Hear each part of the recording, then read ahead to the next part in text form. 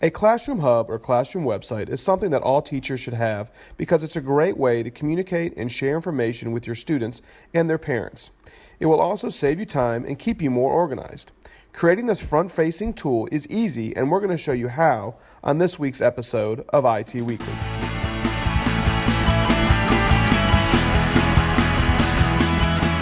So there are a lot of great options out there for building your Classroom Hub or your Classroom website.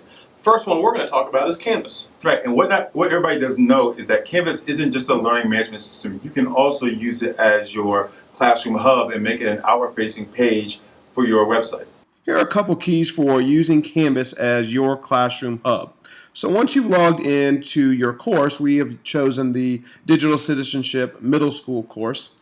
Once you've logged into your course, what you'll need to do first is create a good, solid page where people can gain information, figure out where they want to go, and then select items from that page. So once you've created that page, what you need to do is choose it as your landing page or your home page. And you can do that by selecting Choose Home Page on the right-hand side, and then select Pages Front Page here to allow that page to be the landing or the home page for your Classroom Hub. And once you've done that, once you select Save, now you need to select making your course public so that parents can actually view it. So what we'll do is select Settings on the bottom left-hand side, and then we'll scroll down and change the visibility to public if it already is not set on public. Once you do that, you can then scroll down and then select Update Course Details. So once you've made your course public, you will now be able to share it with your students and their parents. For those of you who have already been using Canvas, you'll find using Canvas pages as your Classroom Hub is a very smooth transition. And what's nice about it is that even though your Canvas page is public, your student information is private. And for those of you who want to keep your LMS separate from your Classroom Hub or your website, Google Sites might be a good option. And many of you are already using your Google Apps for Education, so using a Google site might be a great fit. In order to get started making your Google site, once you're in your Google Drive, just click on New in the upper left-hand corner, scroll down to More, and then slide over and select Google Sites. Once you've created your Google site, you can select Untitled Site in the upper left-hand corner and give your site a name.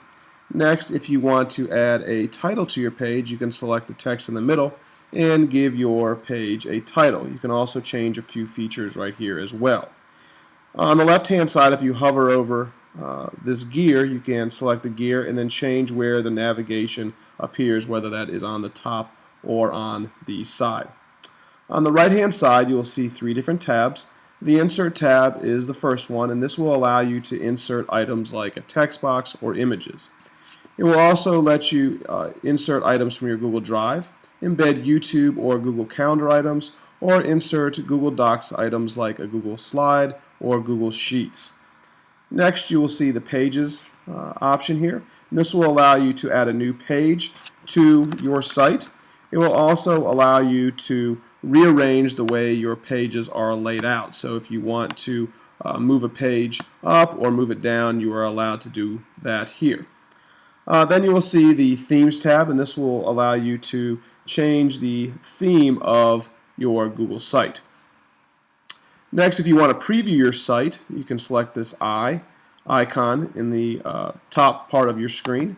By selecting that, this will give you a preview of what your site is going to look like. What's extremely nice about Google Sites is you will see in the bottom right-hand corner these three different options. And this will allow you to see what your site will look like on a phone, a tablet, or on a desktop. Back here, you will be able to add editors to your site by clicking the Add Person icon, and this is where you can make your site viewable as well as invite people to edit your site. So if you have a grade level site, you can add other teachers to be able to access that site.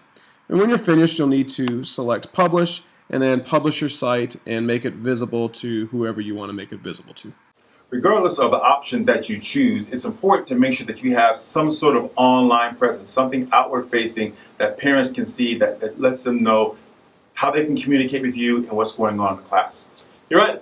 That's going to do it for this episode. Thanks for tuning in. Make sure you check us out next week for another edition of IT Weekly.